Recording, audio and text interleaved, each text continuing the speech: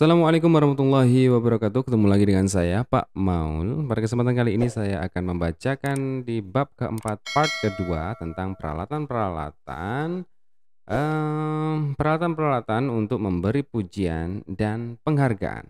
Peralatan satu, deskripsikan yang Anda lihat. Sebuah cara memuji yang lebih berguna adalah menolak dorongan untuk mengevaluasi. Dengan menggambarkan secara sederhana apa yang Anda lihat atau Anda dengar atau Anda perhatikan dengan salah satu dari panca indera Anda. Daripada berkata, "Wah, gambarnya bagus." Cobalah berkata begini, "Ibu melihat garis-garis hijau yang melintang, naik dan turun di seluruh halaman. Dan lihat bagaimana garis-garis itu menghubungkan semua bentuk merah ini." Daripada berkata, "Kerja bagus." Cobalah berkata, "Ibu melihatmu membereskan semua mobil-mobilan dan buku-buku. Bahkan kamu mengambil kaos kaki kotor. Ibu melihat lantainya bersih sekarang." Pekerjaan berat ya. Daripada berkata, "Kerja hebat." Cobalah berkata, "Ibu melihatmu melingkari semua gambar yang dimulai dengan huruf B." Daripada berkata, "Kamu bagus dalam mengikuti petunjuk." Cobalah berkata, "Kamu menemukan tempatmu dalam lingkaran begitu mendengar kata saatnya buat lingkaran." Semua pernyataan ini membuat seorang anak tahu bahwa Anda memperhatikan dan menghargai sesuatu yang ia lakukan, tanpa evaluasi atau penilaian, yang akan membuatnya enggan untuk berusaha lagi di masa mendatang. Kisah Sarah, kisah seekor ikan. Seorang gadis kecil di kelas prasekolah suka menunjukkan hasil gambarnya kepada saya. "Bu guru, bu guru, lihat." Saya berkata, "Wah, bagusnya, indah sekali." Setelah itu ia menaruh gambarnya begitu saja di lantai dan pergi. Memang gambarnya cuma coret-coret, jadi saya tidak bisa berkata banyak. Kali ini saya berkata, "Aku melihat garis-garis lengkung di atas dan banyak warna biru di bagian bawah. Ini mengingatkan ibu pada angin dan laut." Ia melihat gambarnya sendiri dengan sungguh-sungguh dan menunjukkan satu goresan berbentuk kotak kecil yang belum saya perhatikan sebelumnya. "Apakah ibu melihatnya? Itu ikan kecil." Ia kembali ke meja dan menggambar lebih banyak ikan. Sepertinya perhatian saya pada gambarnya membuatnya lebih menghargai dirinya sendiri dan membuatnya mau bekerja lebih keras. "Oh, kamu sedang buat apa? Ceritakan pada ibu tentang ini. Bagaimana kamu bisa mendapatkan ide untuk membuat ini? Bagaimana kamu bisa membuat ini? Tunjukkan pada ibu bagaimana cara mengerjakannya." Ibu berpikir tentang luar angkasa. Apa yang kamu pikirkan saat melihatnya? Ibu bertanya-tanya apa yang akan kamu buat selanjutnya. Sebuah penghargaan yang bisa dikategorikan memuji. Poin yang sangat penting adalah daripada sekedar memuji, jadi tadi tidak hanya sekedar memuji, tetapi pertimbangkan untuk mengajukan pertanyaan atau memulai percakapan.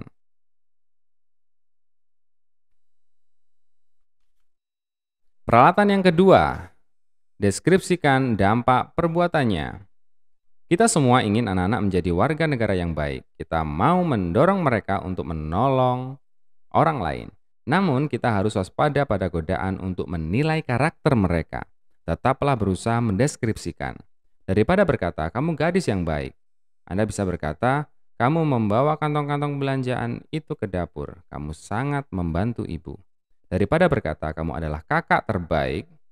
Anda bisa berkata, "Adik bayimu sangat suka mendengarkanmu membuat suara-suara lucu." Ibu melihatnya tersenyum lebar. Kisah Michael mengambilkan ini itu. Anak saya yang berusia 2 tahun, Kara, meminta RB. Saya tidak memerhatikan permintaannya itu karena sedang menyelesaikan sebuah rusel untuk pekerjaan saya.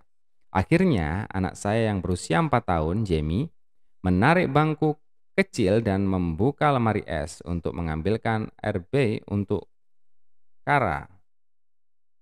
Saya pun berkata, "Wow, Jamie, kamu baru saja menyenangkan 2 orang.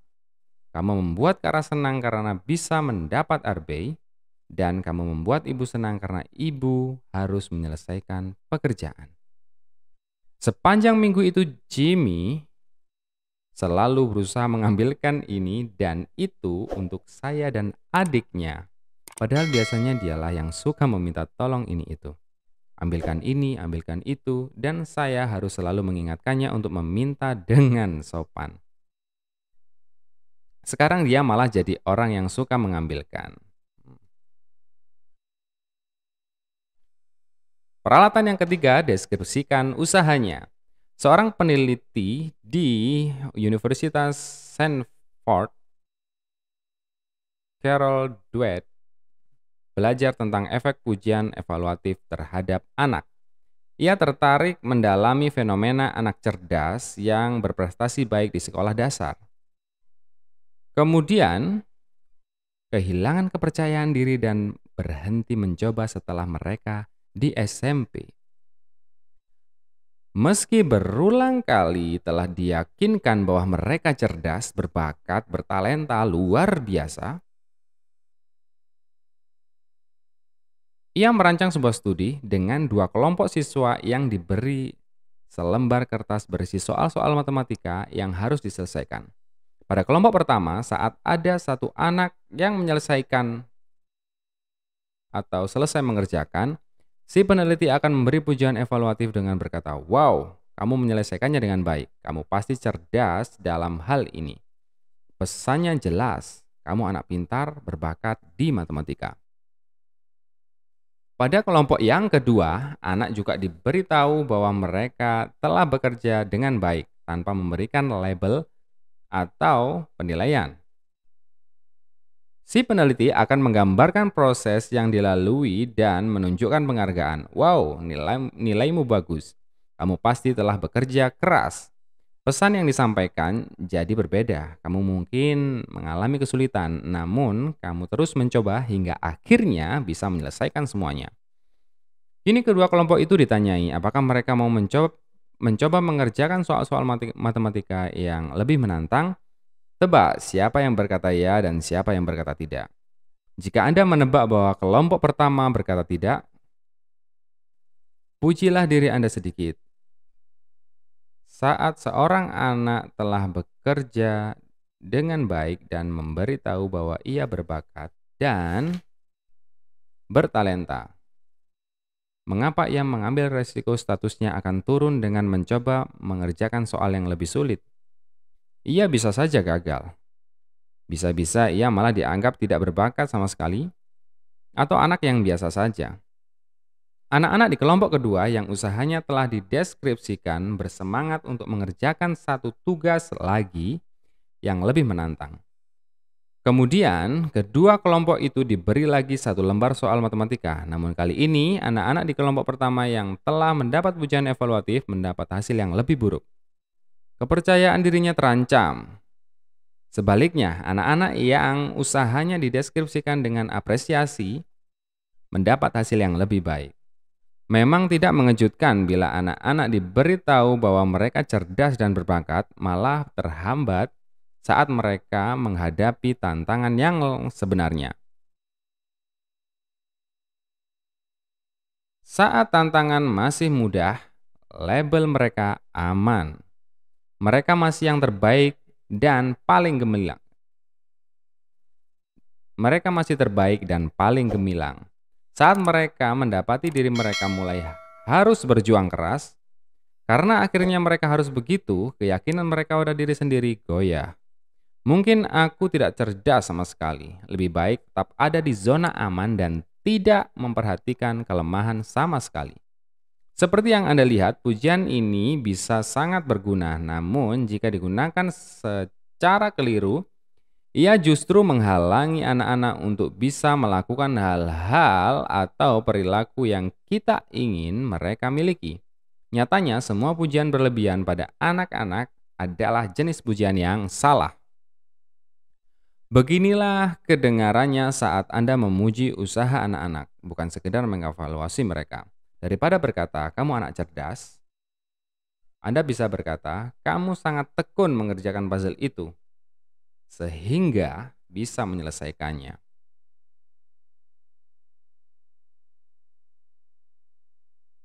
Peralatan yang keempat, deskripsikan kemajuan.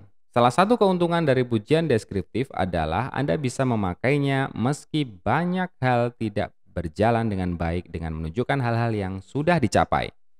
Saat seorang anak membuat kekacauan atau mesti bergumul dengan sebuah tugas, kita bisa tergoda untuk menunjukkan kesalahan yang ia lakukan. Namun, apakah hal itu akan menolongnya untuk menjadi lebih baik? Masalahnya adalah kritik yang diberikan ketika seorang sedang berjuang bisa sangat melemahkan. Sebaiknya pujian yang tidak jujur, jangan khawatir kamu sudah melakukannya dengan baik, bisa membuat seseorang marah. Tidak, aku tidak melakukannya dengan baik. Dengan pujian deskriptif, kita bisa menunjukkan pada kemajuan yang telah dicapai dengan cara yang lebih terasa jujur dan mendukung. Kerap kali, menunjukkan satu hal yang positif lebih efektif dibandingkan menunjukkan 10 hal negatif. Daripada menunjukkan apa yang salah dengan yang mengatakan, tulisan ini sangat buruk, hampir-hampir tidak bisa dibaca. Sayang sekali. Seperti ada seekor ayam dengan kaki berlumpur yang berjalan di atas kertasmu.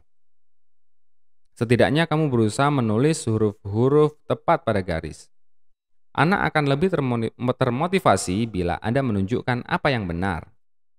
Lihat huruf B ini. Ini dia pemenang kontes kecantikan. Dia duduk tepat di atas garis, tidak menerobos lantai, dan mengganggu tetangga di lantai bawah.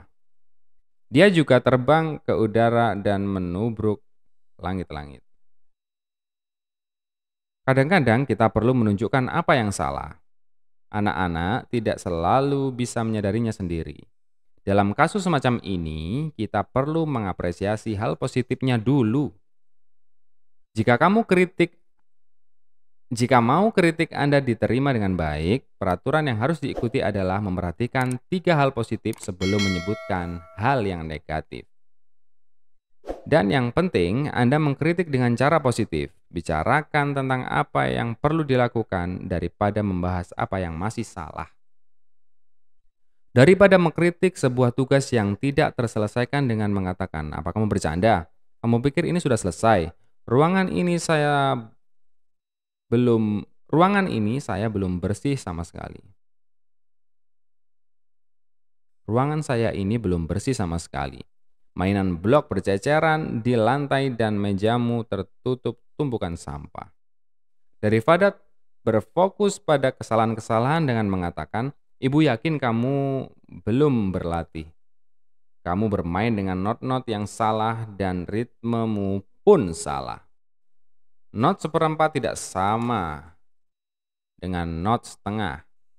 Anda akan memberi anak kepercayaan diri untuk bisa memainkan bagian yang sukar jika Anda mulai dengan berfokus pada apa yang sudah dicapai. 2 bagian yang pertama membuat ibu ingin menari. Not staccato-nya membangkitkan semangat. Ibu bisa membayangkan seekor katak yang melompat-lompat. Baris keduanya terdengar agak rumit. Ayo kita coba lagi bagian yang ini. Poin yang sangat penting, kadang-kadang mengakui perasaan bisa lebih banyak menolong daripada memberi pujian. Berikan pada anak gambaran baru tentang dirinya. Hindari dorongan untuk memuji sambil membandingkan.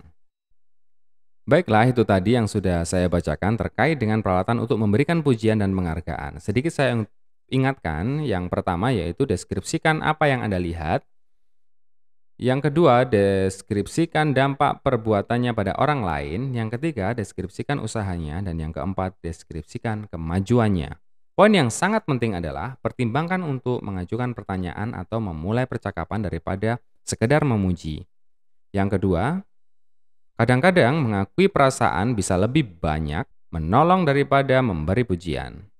Yang ketiga, berikan pada anak gambaran baru tentang dirinya. Yang keempat, hindari dorongan untuk memuji sambil membandingkan. Kita ketemu di bab 5 tentang peralatan bagi mereka yang berkebutuhan khusus. Sampai ketemu lagi. Wassalamualaikum warahmatullahi wabarakatuh.